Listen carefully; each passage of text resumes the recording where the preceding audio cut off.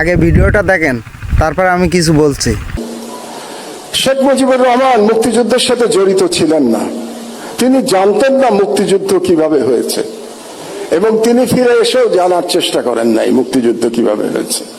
তাকে আওয়ামী লীগের লোকজন যা বলেছে এবং ভারতীয় পক্ষ যা বলেছে সেটাকেই তিনি ধরে নিয়েছিলেন, এটাই মুক্তিযুদ্ধের ইতিহাস ছিল।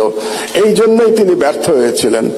জনাব তারেক রহমান, আপনি 17 বছর দেশে ছিলেন না, আপনি জানেন না এখানে কি হয়েছে।